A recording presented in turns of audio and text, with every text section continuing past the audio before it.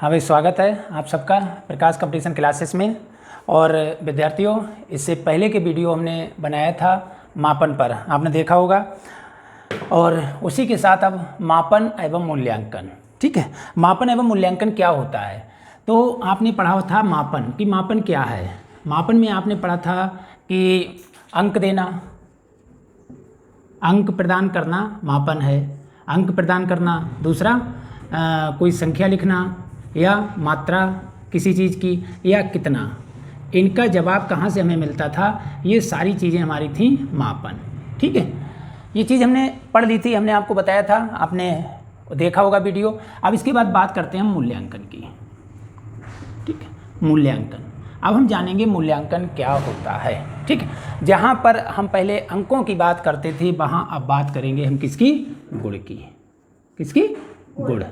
ठीक है, और जहाँ पर हम मात्रा की बात करते हैं, वहाँ पर बात करेंगे व्याख्या की। ठीक है, व्याख्या हम किसी चीज़ की कर देते हैं तो क्या हो जाता है, मूल्यांकन हो जाता है। कितने की जगह हम बात करेंगे कैसा। ठीक है, ये हमारा क्या है, मूल्यांकन। किसी चीज़ का गुण क्या है, मूल्यांकन है। व्याख्या क्या है, में हमारा मूल्यांकन है। और कैसे का अगर उत्तर मिलता है तो वो हमारा मूल्यांकन है। ठीक है, जैसे कि हम इसमें देखते हैं,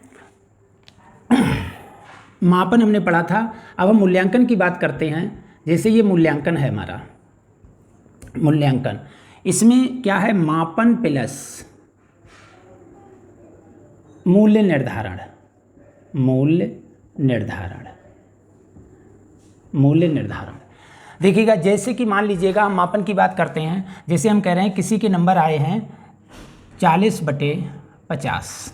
ठीक है, ये एक संख्या है, किसी के नंबर आए हैं 40/50। ठीक, और मान लीजिएगा एक दूसरे बच्चे के आए हैं, नंबर आए हैं 60/100।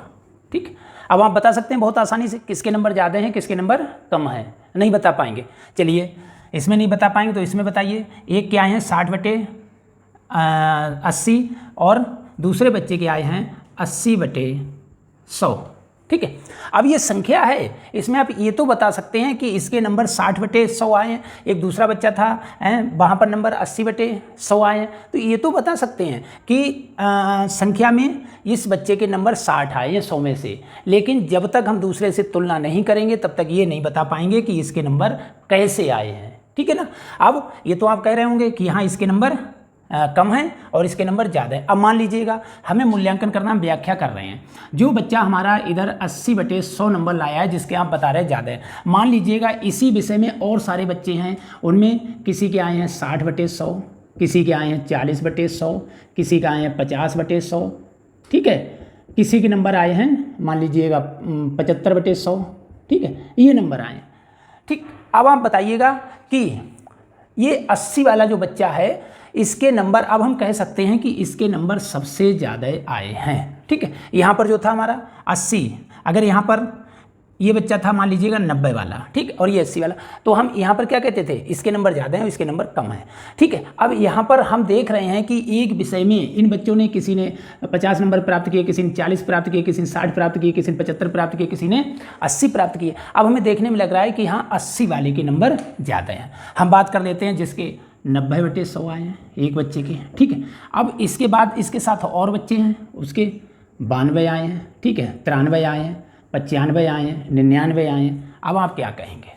ठीक, जब तक हम ये व्याख्या नहीं करेंगे तब तक नहीं बता पाएंगे कि 80 नंबर जो है ज़्यादा हैं या 90 नंबर ज़्यादा हैं। ठीक है, अब ये 80 वाले नंबर ज़्यादा हैं और 90 वाले नंबर कम हो गए। कैसे, क्योंकि हमने व्याख्या कर दी, जो जिस विषय में जिस बच्चे के 90 नंबर आए हैं, उसी विषय में और बच्चों के 92, 93, 95, 99 नंबर आए हैं। इसका मतलब क्या हुआ कि जो 90 नंबर आए हैं, इस बच्चे के सबसे कम नंबर हैं, क्योंकि अब हमने व्याख्या कर दी। यहाँ पर हमें क्या लग रहा है, जिस बच्चे के 90 नंबर आए थे उस बच्चे के सबसे ज़्यादा, उस बच्चे के 90 नंबर हैं, लेकिन हमें ये नहीं पता था ये नंबर कैसे हैं, व्याख्या नहीं हुई थी। ऐसे 80 नंबर जिस बच्चे का हमें पता ही नहीं है, दूसरे बच्चों को क्या नंबर, तो जिस बच्चे के 80 नंबर आए उसके सबसे ज़्यादा नंबर हैं, यानी कि अब हमने व्याख्या कर दी 80 नंबर और कोई बच्चा नहीं ला पाया है, तो इसका मतलब 80 नंबर वाले के बच्चे के सबसे ज़्यादा नंबर हैं अपने विषय में, और 90 नंबर जिस विषय में जिस बच्चे के आए हैं उसके सबसे कम नंबर हैं, उससे और ज़्यादा हैं। हो सकता है यहाँ पर पेपर कठिन रहा हो, ठीक है, पेपर बहुत ज़्यादा है कठिन बना हो या फिर आउट ऑफ सिलेबस रहा हो, तो इसलिए यहाँ पर व्याख्या जब तक नहीं होगी तब तक हम ये नहीं बता सकते हैं कि या उसका मूल्यांकन हम नहीं कर सकते हैं। तो इसका मतलब है मूल्यांकन का मतलब होता है मापन प्लस मूल्य निर्धारण, या हम कहें ये इवैल्यूएशन है हमारा। इवैल्यूएशन क्या होता है? मेजरमेंट प्लस वैल्यू जजमेंट, ठीक है, वैल्यू जजमेंट ये हमारा होता है, यानी कि मूल्यांकन बराबर होता है मापन प्लस मूल्य निर्धारण, या हम इसी को कहते हैं, ये हमारा क्या है? अंकात्मक है, अंकात्मक प्लस गुणात्मक, ठीक है, गुणात्मक, ठीक है। हम ध्यान से देखिएगा, अगर हम जहाँ पर मूल्य की बात करते हैं, मूल्यांकन की बात करते हैं, वहाँ पर क्या होता है? अंकात्मक प्लस गुणात्मक दोनों चीज़ें होती हैं। केवल अंकात्मक हमारा क्या है? मापन है, ठीक है, और गुणात्मक और अंकात्मक दोनों को मिला देते हैं तो क्या होता है? मूल्यांकन होता है। क्लियर हो गई बात? ठीक है। वैसे अगर हम शब्दों में समझें तो मूल्यांकन का मतलब होता है, शाब्दिक अर्थ हम समझेंगे तो मूल्यांकन का मतलब होता है मूल्य का अंकन, मूल्य का अंकन, ठीक, मूल्य का अंकन। अभी हमने मूल्य का ही तो अंकन किया था, ये यहाँ पर देख लो। हमने जब एक विषय में 2, 4, 6 विद्यार्थियों की एक साथ तुलना कर ली तो हमें पता लग गया कि नंबर कौन से अच्छे हैं, कौन से खराब हैं। क्यों? अब हमें 80 नंबर अच्छे हैं और 90 नंबर खराब है। सबसे कम नंबर है 90 और 80 सबसे ज़्यादा नंबर है, ठीक है। तो ये मूल्यों का अंकन करने हम कहीं दुकान पर जाते हैं, ठीक है, वहाँ हमें कपड़ा लेना है तो एक तो कपड़े की हम कीमत पूछते हैं क्या है, ठीक है, तो कपड़े की हमें कीमत पता लग जाती है कि कपड़ा भाई ये 200 रुपये मीटर है, 200 रुपये मीटर है, क्या है? उसने मापन बता दिया कि 200 रुपये मीटर हमें कपड़ा मिलेगा। अब हम क्या करते हैं? उसकी क्वालिटी जो देखते हैं, क्या ये कपड़ा 200 रुपये मीटर के हिसाब का है या नहीं है। अगर हमें लगता है, उसका हमें ये गुण लगता है कि ये 200 रुपये मीटर का है तो हम उसे खरीद लेते हैं, और नहीं लगता है तो नहीं खरीदते हैं। तो इसका मतलब हम मूल्य का अंकन करते हैं, ठीक है, कि मूल्य कीमत के हिसाब से हमारा उसका गुण है या नहीं है। तो भाई ये हमारा है मूल्यांकन। अब देखो इसमें आगे बढ़ेंगे, हम स्क्रीनशॉट लें तो ले लें, बाकी देखते हैं। अब आगे आता है मूल्यांकन को अगर हम और ज़्यादा स्पष्ट करते हैं तो एक NCERT आपने सुना होगा। NCERT क्या काम है इसका?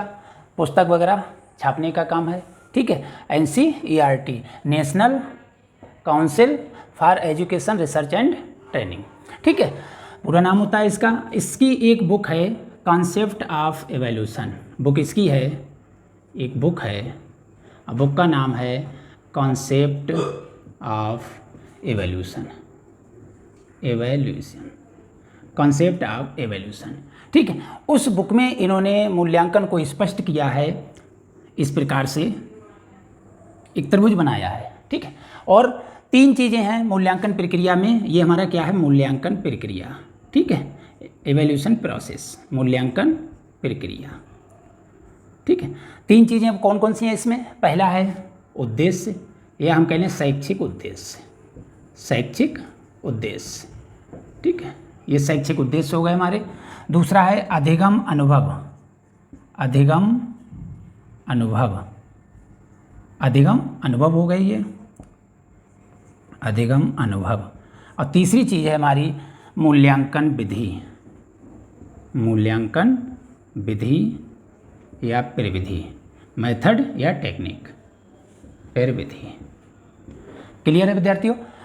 जो हमारा NCERT ने क्लियर किया है अपनी बुक में कॉन्सेप्ट ऑफ एवोल्यूशन, ये NCERT की बुक है कॉन्सेप्ट ऑफ एवोल्यूशन, उसमें इन्होंने मूल्यांकन प्रक्रिया को 3 भाग बताए हैं। यही हमारा प्रश्न पूछा जाता है अधिकांश सुपर टेट में या और एग्जाम में पूछा जाता है हमारा कि मूल्यांकन प्रक्रिया का पद नहीं है। अब उसमें क्या क्या दिया होगा? आपके 3 पद ये होंगे, एक कोई चौथा पद होगा जो कि मूल्यांकन प्रक्रिया का पद नहीं होगा, ठीक है। जैसे मूल्यांकन प्रक्रिया का पद है पहला हमारा शैक्षिक उद्देश्य। अब आप शैक्षिक उद्देश्य आपने पढ़े होंगे क्या होते हैं, आपने पढ़े होंगे कि शैक्षिक उद्देश्य में 2 प्रकार के उद्देश्य आते हैं, एक सामान्य उद्देश्य, सामान्य उद्देश्य, और दूसरा आता है हमारा विशिष्ट उद्देश्य, दूसरा आता है विशिष्ट उद्देश्य, ठीक है। सामान्य उद्देश्य क्या होते हैं? जनरल से हम कोई विषय पढ़ाने जाते हैं तो उसका सामान्य उद्देश्य क्या होता है? जैसे मान लीजिएगा हम पढ़ा रहे हैं कि गणित में कोई बात पढ़ा रहे हैं तो गणित के सामान्य उद्देश्य क्या होते हैं? बच्चे में मानसिक शक्ति का विकास करना, तर्क शक्ति का विकास करना, गणितीय योग्यता का विकास करना, ये हमारे क्या हैं? सामान्य उद्देश्य हैं। ये सब क्या हैं?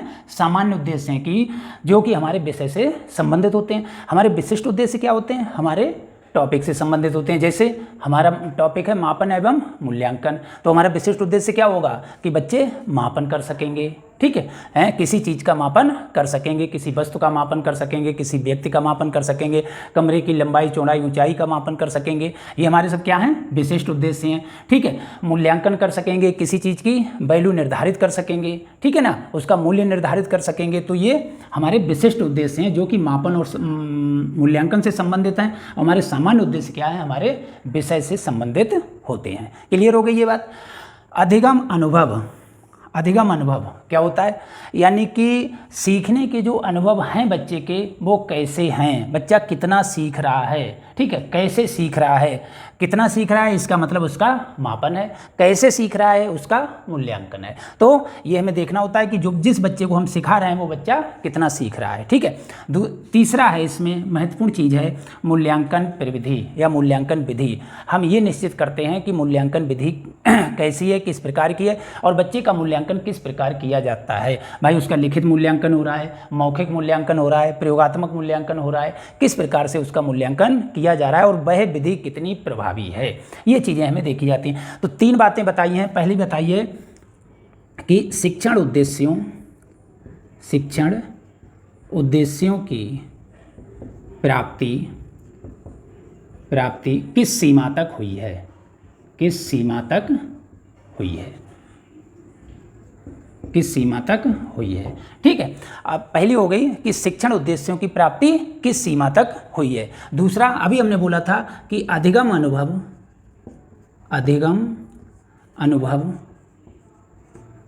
अनुभव कितने प्रभावी उत्पादक रहे, कितने प्रभावी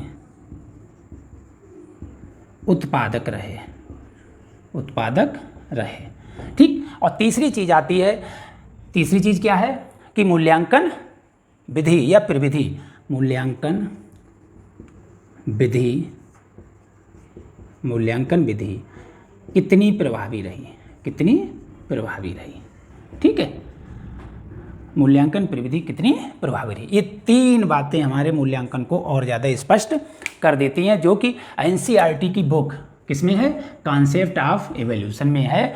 उसमें मूल्यांकन प्रक्रिया को 3 भागों में या इसके 3 पद, 3 स्टेप्स बताए गए हैं, 3 अंग बताए गए हैं। वो कौन कौन से हैं अब याद कर लें। पहला है हमारा शैक्षिक उद्देश्य, दूसरा है हमारा अधिगम अनुभव और तीसरा है हमारा मूल्यांकन विधि या प्रविधि, ठीक है। अब ये 3 बातें कैसे देखी गई? पहली बात है शिक्षण उद्देश्यों की प्राप्ति किस सीमा तक हुई है, किस सीमा तक हुई है, ठीक है। यानी जो शैक्षिक उद्देश्य हैं, जो हमारे सामान्य और विशिष्ट उद्देश्य हैं, इनकी प्राप्ति किस सीमा तक हुई है, यानी कि बच्चे ने कितना सीखा है, ठीक है। जो हम उद्देश्य लेकर चले हैं वो कहाँ तक उनकी पूर्ति हो गई है, लक्ष्य से कितना समीप पहुँचे हैं, लक्ष्य से कितना दूर हैं, ये चीज़ हमारी क्लियर हो जाती है। दूसरी चीज़ है अधिगम अनुभव कितने प्रभावी उत्पादक हैं। इसका मतलब है कि जो अधिगम अनुभव है हमारे, यानी बच्चे को जो सिखाया गया और उसने जो सीखा है उसका जो अनुभव रहा वो कितना प्रभावी रहा, कितना प्रभावी उत्पादक रहा, सीखने में उसने कितनी मदद की, ठीक है। तीसरी चीज़ है हमारा मूल्यांकन विधि कितनी प्रभावी रही, जो मूल्यांकन हमने जिस विधि से किया वो विधि कितनी